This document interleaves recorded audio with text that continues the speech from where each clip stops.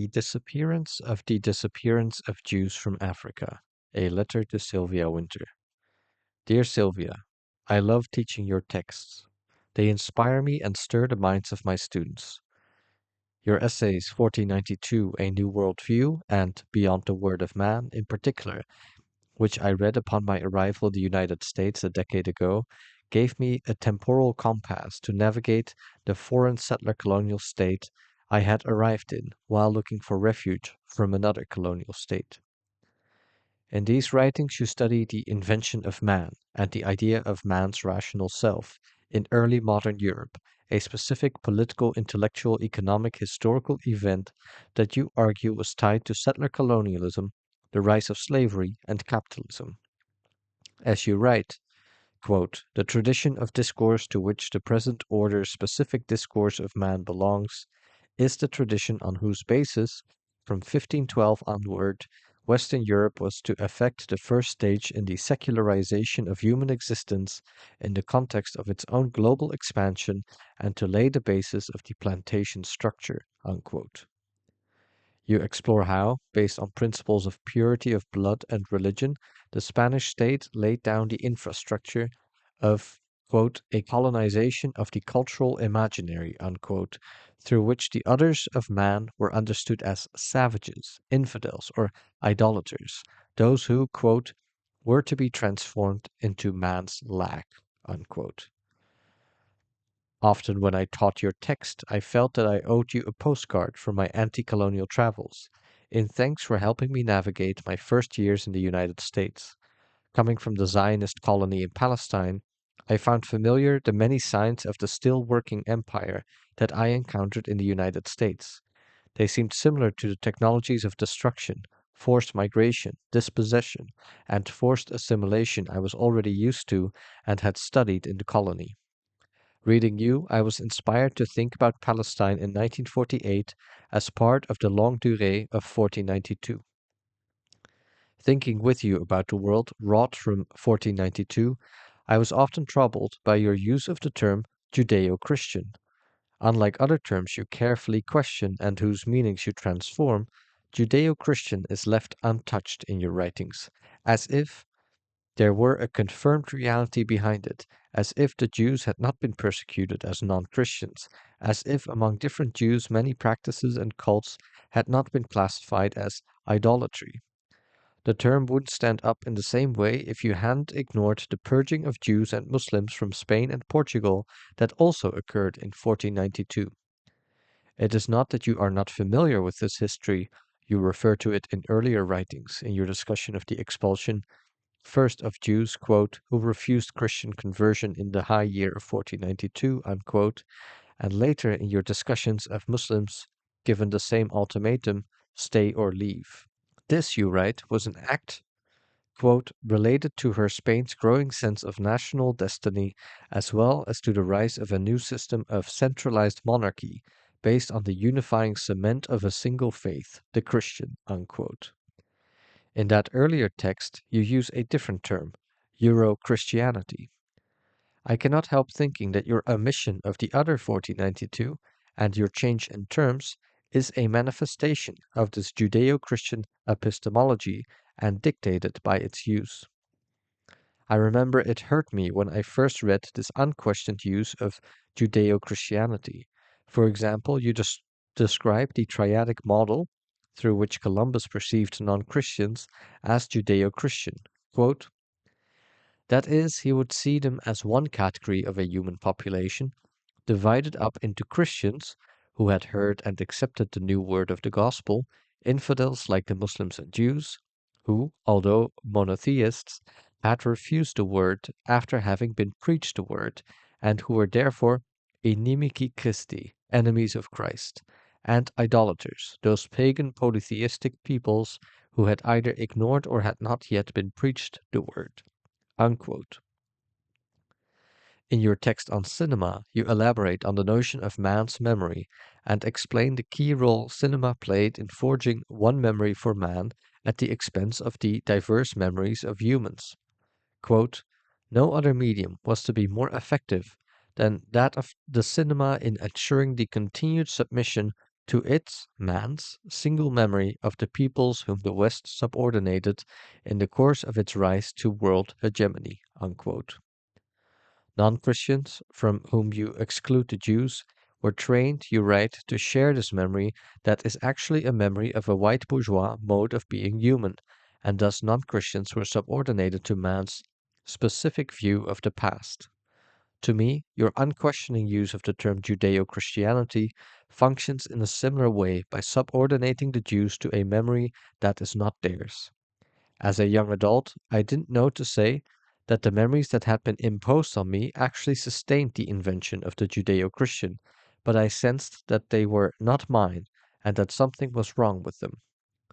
Here's a story about me in fourth or fifth grade at school in the Zionist colony in Palestine. In class, we had been asked to copy the map of Africa. I don't remember the teacher's exact instructions, but I can see them being followed by my left hand, moving as if already trained, copying Africa's map made of imperial markers with no people, no life, no flora or fauna, but rather borders, states, and colonial names. Coastal regions colored in green were designated as temperate zones, and most of Africa was colored in brown to designate a torrid zone. What you describe as a quote boundary marker between the habitable temperate zone of Europe and the uninhabitable torrid unquote is being repeated here through our education in the depiction of Africa. This is how, before the French agreed to depart from Algeria, they could use the desert for their nuclear tests. After all, why not sacrifice areas that in maps are colored brown? They must be no man's lands. It is from Africa that my father and my entire paternal family come. So do the families of many of my classmates. The Abukazis, the Abergils, the Azulays, they all came from Algeria, Libya, Tunisia, Egypt, Morocco. And yet, in school, we were trained to look at Africa as a foreign continent, as a form, rather than the place of our ancestors' histories and memories, a place to which we too belong. Years later, when I looked carefully at this map of mine, I realized that I had skipped a few of the countries, including Tunisia, which is part of the Maghreb. I'm assuming that I was copying the map without thinking in advance about how all the countries would fit into it. Not surprising, as I was only in fourth or fifth grade. This, however, cannot explain everything. There was a teacher in class who was clearly not from the Maghreb and was probably not familiar with Africa, but who followed the required curriculum. The Maghreb did not matter. What mattered was preparing us to see the world through these imperial markers that we were asked to copy so intimately.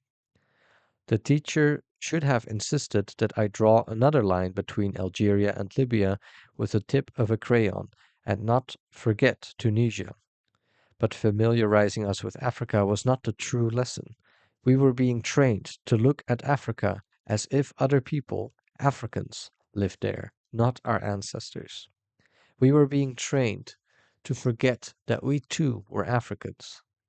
We learned this lesson well because our memories were those of Europeans, memories crafted by Zionists, who were European Jews. In the late 1960s, when I was in primary school, some African leaders fell prey to the Zionist propaganda that presented Israel as triumph over British colonialism and a country of experts in making the desert bloom, experts whose experience could also help Africa bloom. When they woke up and realized this was false, they forgot about us, the children of Africa marooned in the Zionist colony. We were amalgamated in the minds of African leaders with Europe, with the West. In the colony where I grew up, there was no room for our memories, and I believed we had none. I'm still haunted by my incapacity to understand my father's words the one time he told me about his life before he arrived in the colony in 1949, about his life in Algeria, in Africa. Writing this sentence, I'm struck by how another imperial mechanism, the anthropological, operated through me in that conversation with him when I asked him to speak about his life before, as if lives were bifurcated into a before and after, as if a foreign and distant place like Algeria or North Africa could be observed as pristine, separate, I was preoccupied with transcribing this interview, editing and rendering what he told me into a booklet for our children, and in a way I missed the moment, failed to recognize his silences about where he came from.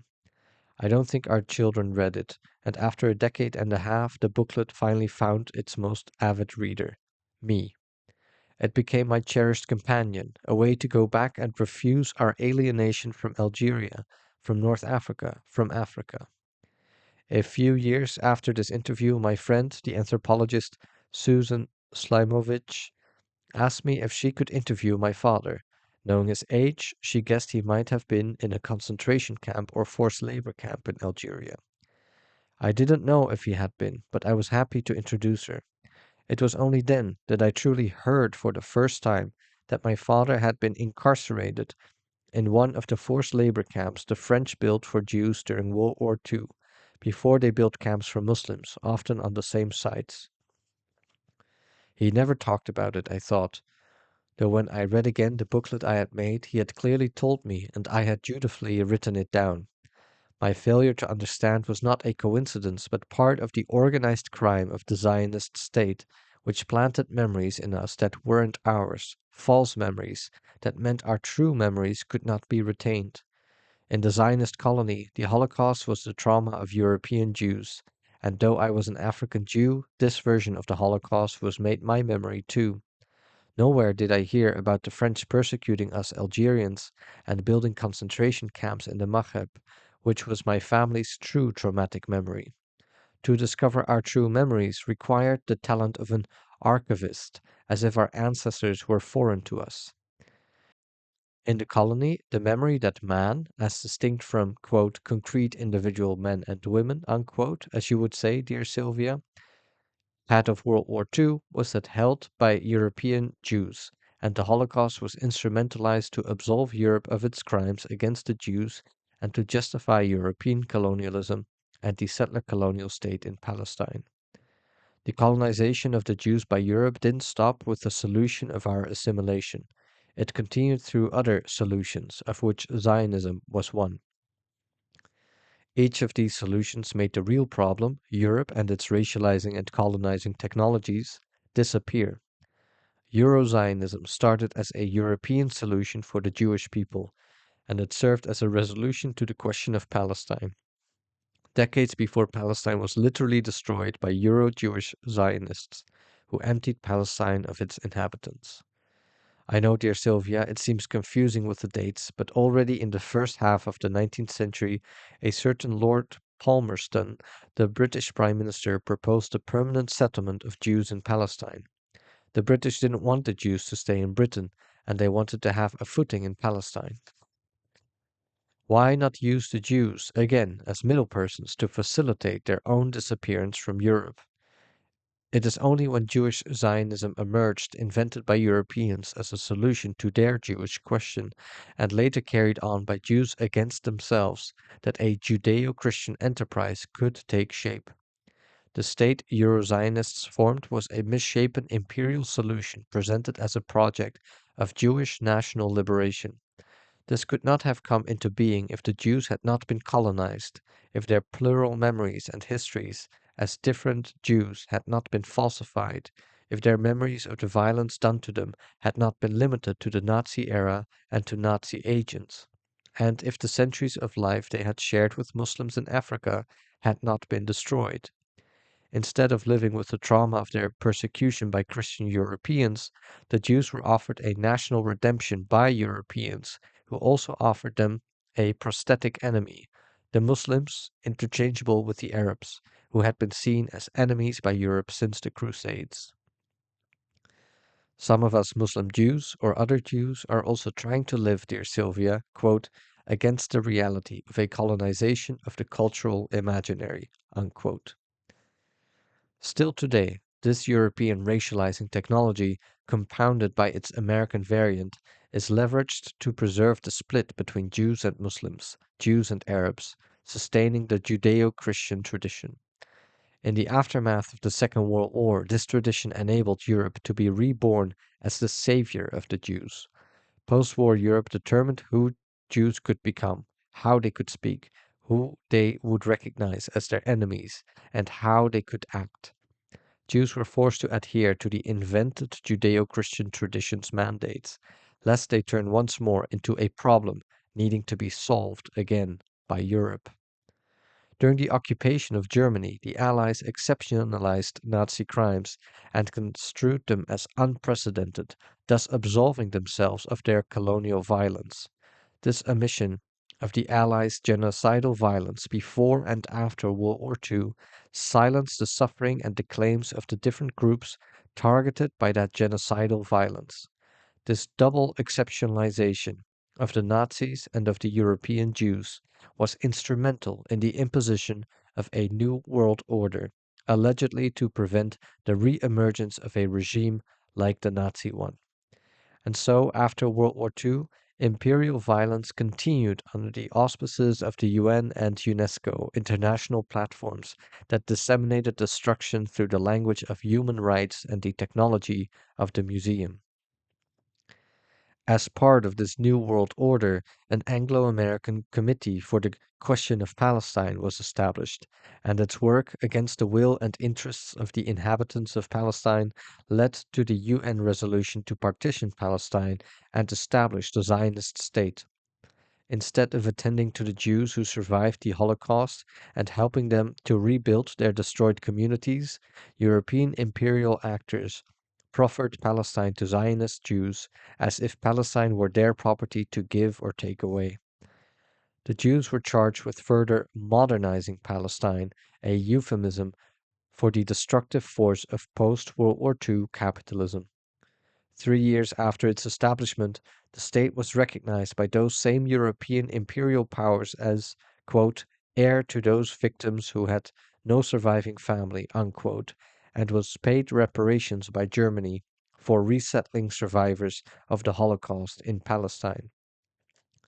Thus did Europe and the West absolve themselves of even the least taint of association with Nazi crimes against the Jews by sending Jews to live far from Europe on land stolen from others. Why the European Jews, represented by the State of Israel, were singled out from all other racialized others, all the others against which, as you say, dear Sylvia, man is defined, is not unrelated to the invention of the Judeo Christian. K. Hylan Gaston, who has studied the history of the term Judeo Christian in the American context, says that it entered the political lexicon in the 1930s, quote, when cataclysmic world events led many Americans to reassess the ethical and religious dimensions of their political system, unquote. And yet, Gaston also reports, this invented term generated discomfort and opposition. Quote, the vast majority of American Jewish leaders insisted that only tolerance, freedom of expression, and strict church state separation could protect them against the increasingly powerful view of democracy as an outgrowth of traditional theologies. Unquote. The term's utility in the 1930s was to integrate Catholics and Jews, both of whom suffered from marginalization, suspicion, and segregation, into a tri-faith democracy alongside Protestant Christians. This melding of Jewish and Christian imposed a problematic imaginary based on the erasure of diverse forms of Jewish life, and it excluded Islam as well as Islamic Jews or Jewish Muslims. The reduction of religious belonging and a shared world to simplify a faith identity is itself a scar from the long Christianization of Jewish life, compelling Jews to pass as non-Jews outside of synagogues and to access political rights through the pursuit of profit, individualism, and the suppression of communal diversity. This history of assimilation, often violent and abusive, is excluded from the term Judeo-Christian that arose in the 1930s.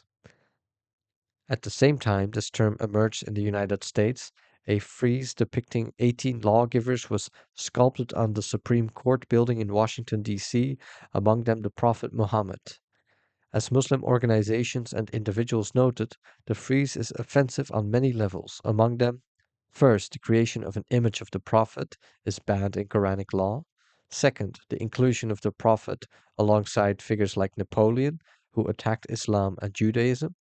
Third, among the reasons mentioned justifying the Prophet's inclusion in the frieze was the contention that he was a founder of Islam when he's actually the last in a line of prophets that includes Abraham, Moses, and Jesus. And he's also represented in the frieze as holding both the Quran and a sword, echoing the Western stereotype of Muslims as intolerant conquerors. In this frieze, we see the offensive, assimilationist violence that incorporates the others of man, in this case Muslims and Jews, into man's depictions of law and justice, both claiming and neutralizing its others and erasing its own violence. I'm less interested in the intellectual history of the term Judeo Christian and more in its devastating assimilatory power. Euro American imperial powers, man, used this tradition to make the Jews' diverse memories into a single story in which no real Jew is actually represented. Thus, in the late 1930s, Jews were persecuted by the Nazis and their collaborators for being part of what Europe itself had invented as the Jewish people from diverse communities and modes of living. And even more, those Jews who lived in the United States, refugees and migrants from different communities in Eastern and Central Europe, among them communists, Bundists, anarchists, and nonconformists, were made to promulgate the fiction of Judeo Christian as one side of a binary democracy as a Judeo Christian alternative to totalitarianism. The diverse Jews didn't fit in, nor did they want to, until they were left with no viable option, with this imperial white Christian democracy that racialized, marginalized, and persecuted them.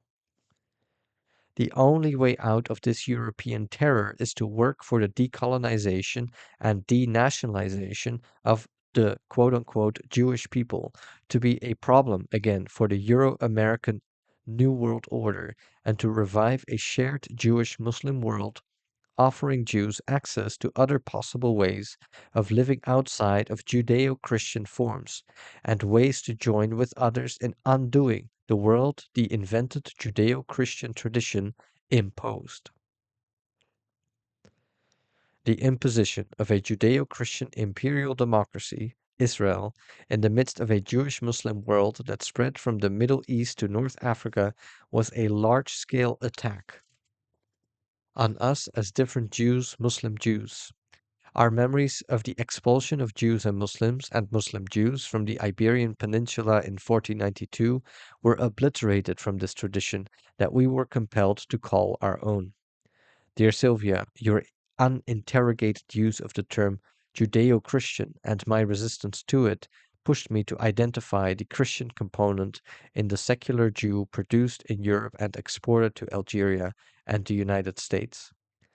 More and more, I learned from my experience in the United States that there is no room for us to be Jews, let alone Muslim Jews, who refuse to be represented by Christianized Jews who support the destruction of Palestine and its replacement with a Euro Zionist state.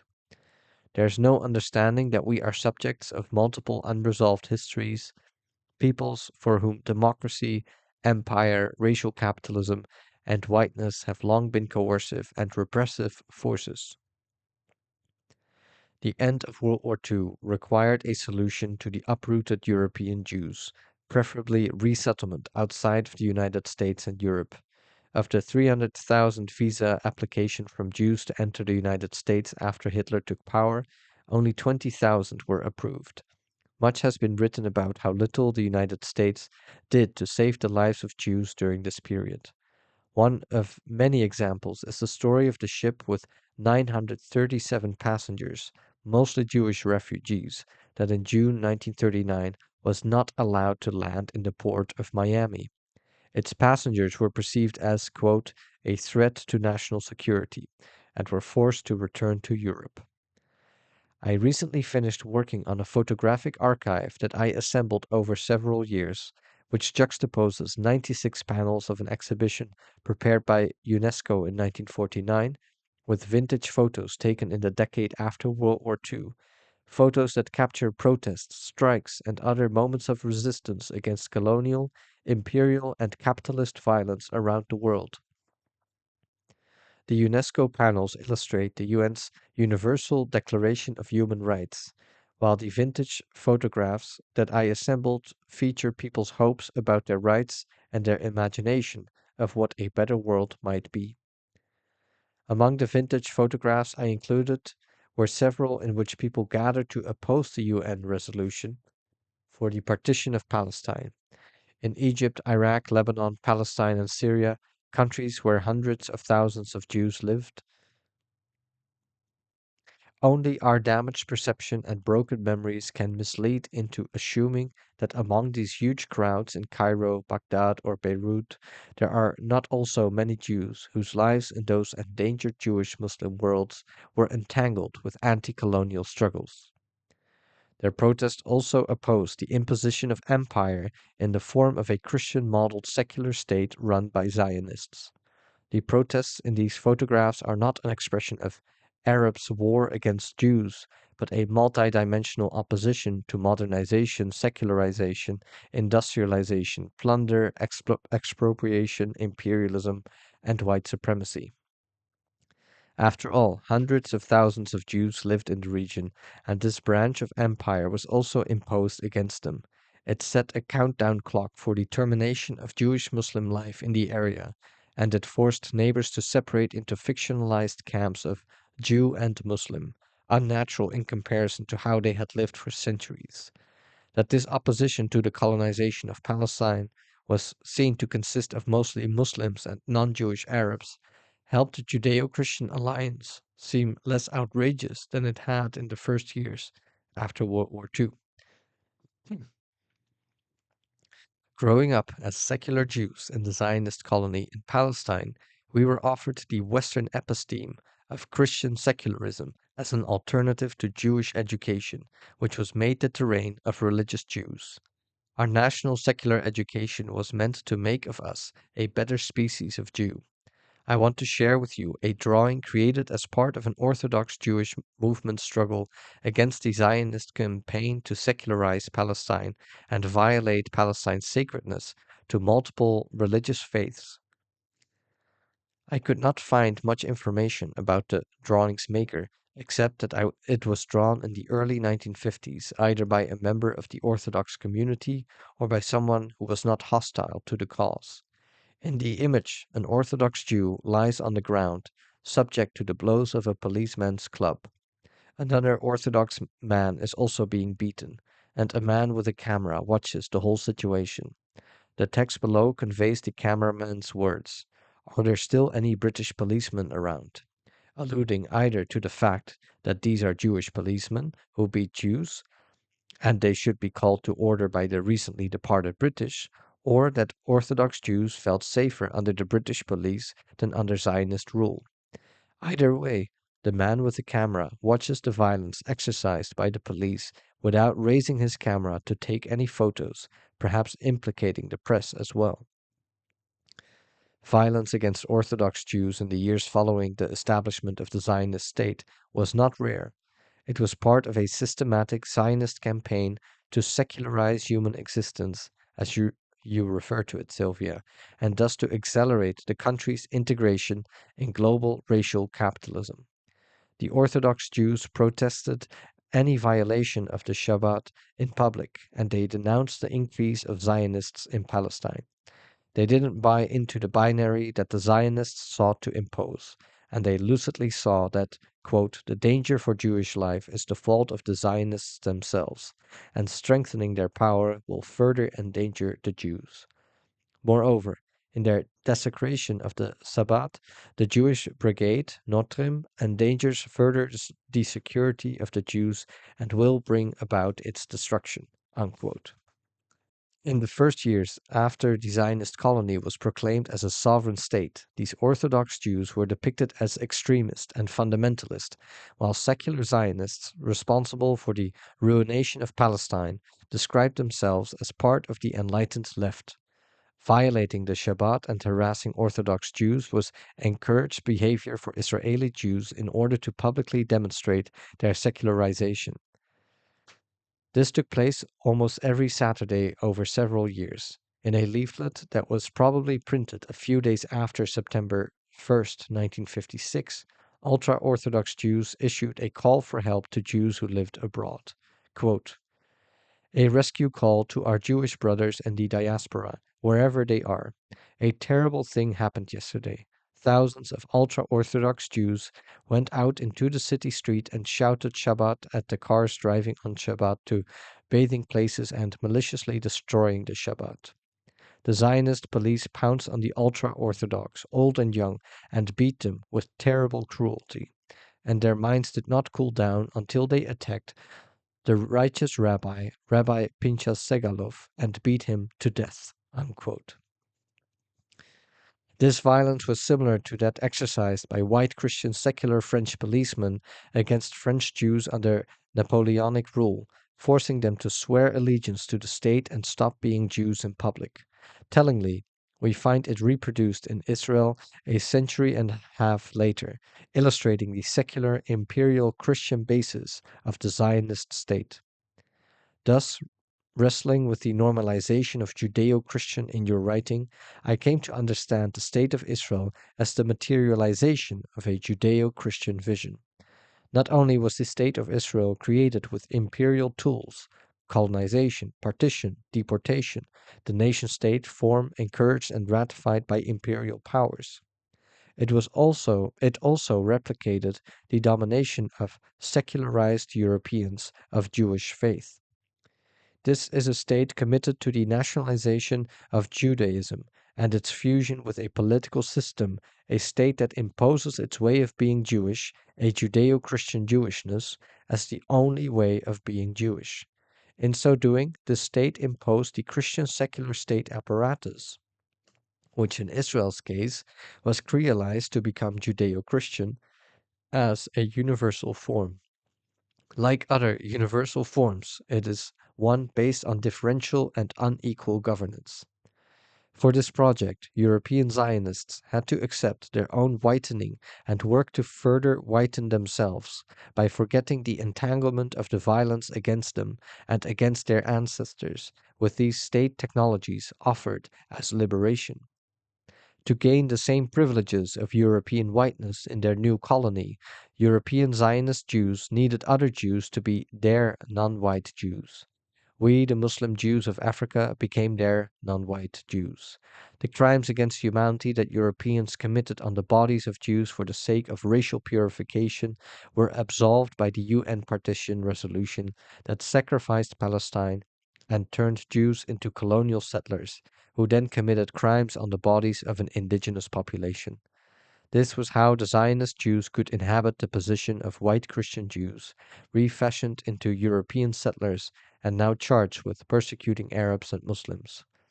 This is the real triumph of imperial laïcité post-World War II.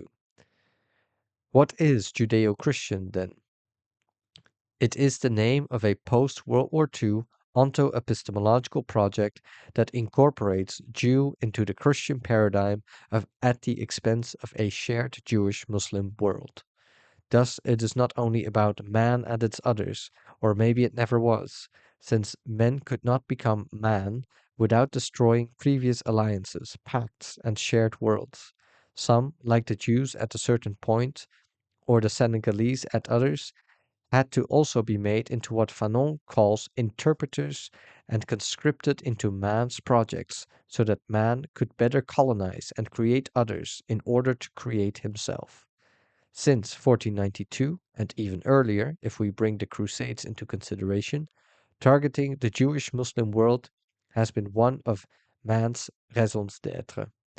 For the creation of the state in Palestine, the Jewish-Muslim world had to be jeopardized and sacrificed. Its termination is a Judeo-Christian crime.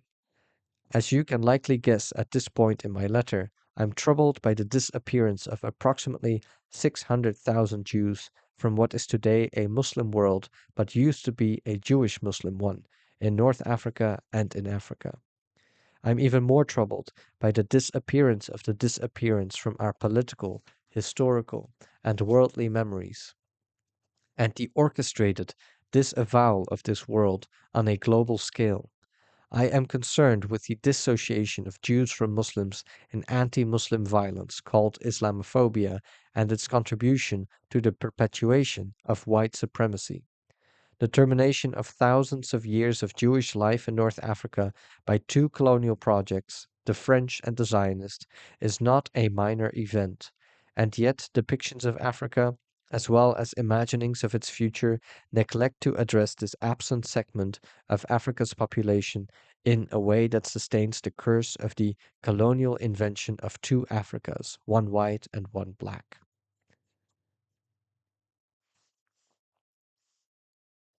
This racial perversion was materialized in the Anthropology Museum in Paris, the Musée de l'Homme or Museum of Man, where there was one department for white Africa and another for black Africa, two Africas that visitors were told were, quote, physically, administratively, and conceptually divorced from each other, unquote.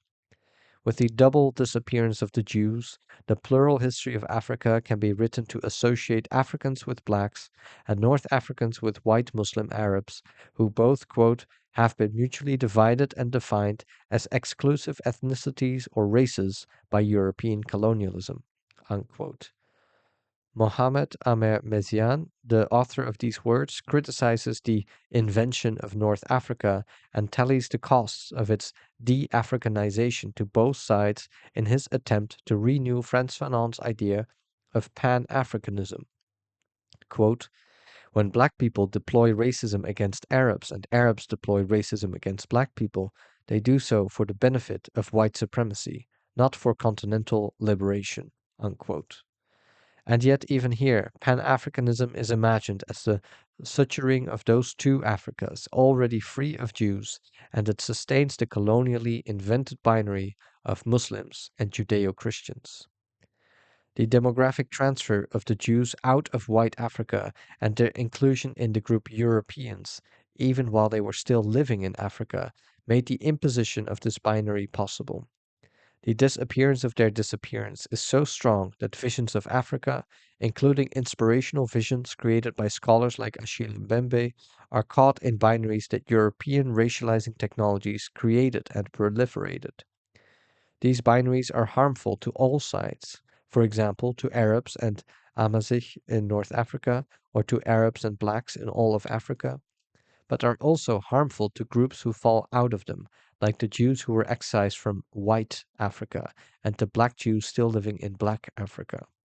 Indigenous black Jewish communities in Tanzania, Mali, Nigeria, Songhai, Biafra, Ethiopia, Ghana, Uganda, Somalia, and elsewhere are neglected in this imperial epistemology, as is, quote, the adoption by blacks of racial Israelite identities and religions both in Africa and the United States as a subversive way of shedding a racial identity that was sullied by slavery, segregation, and colonial oppression, unquote. To see these outsiders would threaten the post World War II colonial attempt at whitening of the Jews, and with it, the New World Order. Alongside the diffusion of practices, shared cosmologies, astrologies, and the intermixing of Kabbalistic and Sufi philosophies in Africa, Jews and blacks in both Africa and Europe had, for centuries, been approached by Europeans as related groups, both pariahs and outsiders, and they, quote, were regularly imagined to have shared ancestry, unquote. Julien Cohen-Lacassagne, for example, undoes the fantasy of a unique Jewish source in his book describing a stay in Mauritania, where he discovered practices similar to those he was familiar with from his home in Algiers. The racial cleavage of Jews from black sub-Saharan and white Muslim North Africa traps Palestine in a colonial dead end where a solution to Europe's question of what to do with Palestine can be solved only by creating another imperial nation state. This is not a coincidence. Reparations to European Jews at the end of World War II did not include the abolition of European imperialism. It is not that we need the re-Africanization of the Jews. African Jews exist today, even if they are unnoticed by most and often disguised as Muslims. We need to undo the onto-epistemological binaries that sustain the fiction of Judeo-Christian, a fiction sustained par excellence in the Zionist imperial state. By this I mean we need to undo the division of Africa into white and black Africa and the disappearance of the Jews from Africa, for this is what made the Zionist colony and its attendant violence possible.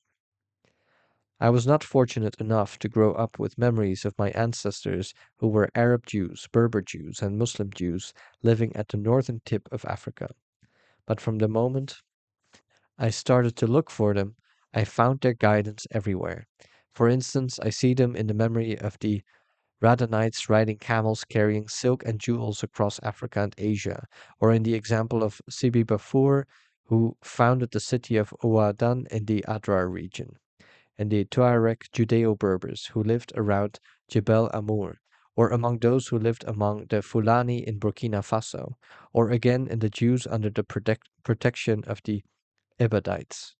Rather than tracking only my own genealogies, I seek ways to renew affiliations with those whom La Belle Prasine calls trader come scholar come artisans, whose ontological existence resisted the colonial and national taxonomies to come. Imagining them into existence is part of reclaiming our pre-colonial and pre-bordered understanding of Africa, and Africa with its indigenous Jews, and us Jews with our indigenous mythical texts. As Prosin writes, the African landscape, quote, through which these resourceful individuals moved included not only sedentary but also nomadic populations. These, themselves crossing and controlling vast expanses of the Sahara Desert through the centuries, served as a conduit in cultural diffusion. In point of fact, it was often within this nomadic flux that the shape and form of the Jewish presence unfolded. Unquote. I have so far gathered quite a few memories from centuries of Jewish life in Africa so that I can unlearn this disappearance. I continue to unlearn man's false memories in the hope that recollections of a shared Jewish Muslim and Euro African life will become available, life beyond man, as you call it. The right to undo political pacts, treaties, bills, declarations of independence, and imperial citizenships is an inalienable right of descendants of people ruled by imperial regimes. We have the right to replace them with the principle of repair. In undoing imperial bargains, we can repair our shared worlds. Working to retrieve memories of my family's Arabness and Islamism, from which we were alienated by being made enemies of ourselves, I joined you in the endeavor to expose man's memories as not universal, but rather the narrow view of a white middle class Christian committed to perpetuating what you called unimaginable evil. For a long time, though I knew that the State of Israel was responsible for the destruction of centuries of Jewish life in Africa, especially in the Maghreb and Ethiopia, I had difficulty reconciling this with the fact that exiling our family from Africa seemed to me like my father's own choice. And yet, despite all his efforts to be recognized as a French immigrant, his relatives, acquaintances, and friends knew he was from North Africa. This was a kind of open secret, an admission of the implicit racism of Israeli society, what it was to be an Arab Jew in a place built around the hatred of Arabs. What kinship could I possibly claim if my father hadn't brought things from Algeria with him, hadn't helped us know ourselves as Algerian? Immersing myself in the jewelry made by Muslim Jews, in their secrets, mysticism, spiritualism, forms, numbers, and substances, and meeting with the women who wore them, I realized that he could not ultimately dissociate me from Algeria because Algeria came with him regardless. In another essay, The Cinematic Text and Africa, you describe cinema as the vehicle through which the memories of man, captured on celluloid, became etched in people's minds as their memories, even if these people are in fact man's others. This happens because, even if they radically oppose man, these others have been, quote, educated in the Western episteme or order of knowledge, which is based on the a priori of this conception of the human, man, must normally know the world even when most radically and oppositionally so from this perspective. Unquote. Without having read each other's accounts, James Baldwin and Edward Said describe almost verbatim the same childhood experience, one whose meaning they grasped only as adults. As children, both of them identified with cinematic heroes who chased the natives. Those natives, they understood years later, were actually themselves. Fanon had a similar experience. Quote, I can't go to the movies without encountering myself. I wait for myself. Those in front of me spy on me, wait for me. Unquote. Reading these accounts, I could not avoid thinking about my father, who frequently went to the cinema in Oran and who also ran with the villains after himself without realizing it. Did he not realize it, really?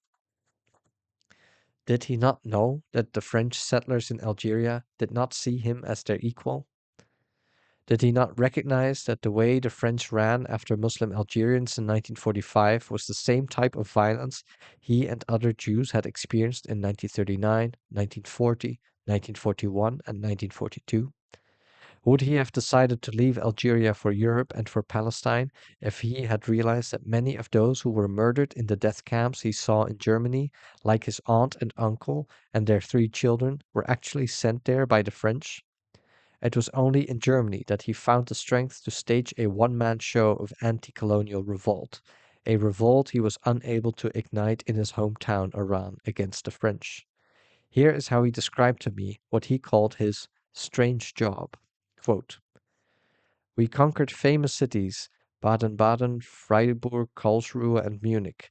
Each time when we conquered a city or a village, we placed announcements on the city's walls, ordering all Germans who owned cameras, guns, bicycles, or radios to bring them to the city center. Cameras, so no photos will be taken. Radios, so no music will be heard. Bicycles, so no riding could be enjoyed. Unquote. Taking watches from the Germans he stumbled upon in the streets seems to have had a special importance for him, though he didn't continue his biblical cadence to say, and watches for no mastery over time will be theirs. He did, however, make it his mission to ritually repeat 50 times the same sentence in German, Do you have the time, sir? After which he gave accommodating Germans the order to hand their watches over to him so he could distribute them to his brothers in arms. He did want people to see and be aware. Something in Hebrew. He said, quote, in one of the villages, I found something like thousands of German flags. I asked one of the soldiers who spoke German to summon the entire village in the main square. I brought all the flags and asked the same soldier, tell them they are going to attend a unique spectacle they never saw. I poured a jerry can full of gasoline, and in front of their amazed eyes, I burned 1,000 German flags. His story didn't end there. One day we entered a glass factory. I asked my friends to come upstairs with me. Do you see all these glass sheets? We are going to make some noise. We broke everything. You cannot believe how much we broke. Unquote. His mother, my grandmother Aïsha, he once told me, took care of all the family's papers, and she went to the municipality to help others fill forms and applications. She was the letter writing for them all. He told me this with a smile of admiration. From this I know that, like him, she was also a storyteller, another colonized trickster who knew what it meant to enter the exotic bureaucratic gardens where papers grow out of the heavy hands of those clerks who threaten the colonized with these papers that they respect more than them and treat with dark ink. Colonized tricksters live in the deep present, fictionalizing the world so that they can inhabit it, able to move their hands and eyes as if they were heroes in the stories they fantasize, part of the happenings which they communicate to others, distracting their interlocutors from ever encountering them, the storytellers, outside the narrative space. Colonized tricksters often seek revenge, but rarely do they have an entire square or an entire factory as their arena, as my father did by his own proclamation when he sought vengeance against one colonial regime by another. Relatively early in your 1492 text, you ask, quote, Can we therefore, while taking as our point of departure both the ecosystemic and global socio-systemic interrelatedness of our contemporary situation, put forward in a New World View of 1492 from the perspective of the species and with reference to the interests of its well-being, rather than from the partial perspectives and with reference to the necessarily partial interests of both celebrants and dissidents. Unquote. Immediately, you reply that, quote, the central thesis of this essay is that we can. Unquote. Dear Sylvia, after I published the first draft of my letter to you, Achille Mbembe wrote to me that he could not help thinking that this letter was addressed to him too. I think it was the disappearance and the disappearance of the Jews from Africa that made him feel that way. He is not wrong. I feel addressed by your worldview of 1492 and his speculations on a borderless world, but instead of fast forwarding to a utopian future, I'm interested in rewinding imperial history and thinking with the incompleteness of the past. Do we need a new worldview of 1492? Why not an older one? Can we disrupt imperial onto-epistemologies without joining our ancestors' refusal of empire? I started to write letters to my ancestors buried in North Africa in the hopes of awakening them from the slumbering colonial consciousness in which they were trapped while their descendants were hijacked by the manufactured histories and memories of other nation states. I realized that some of my ancestors were not sleeping at all but were still restless. Some of them wondered why I hadn't come earlier. They trusted me with their memories of Africa, expecting me to weave into the memories of 1492 a moment when people and resources were kidnapped and extracted and expelled across the Americas and expelled from Iberia, their memories of Africa as a place of hospitality. In 1492, African gates swung open to welcome the Jews and Muslims expelled from the Christianized quote unquote New World of Spain and Portugal. They remember. Their presence in Africa is endemic to Africa, and they will not be forgotten by Africa, despite imperial amnesia. They will not be forgotten because I too now remember, as do you now, dear Sylvia, from the heart of our shared recovered memories. Ariella Aïsha.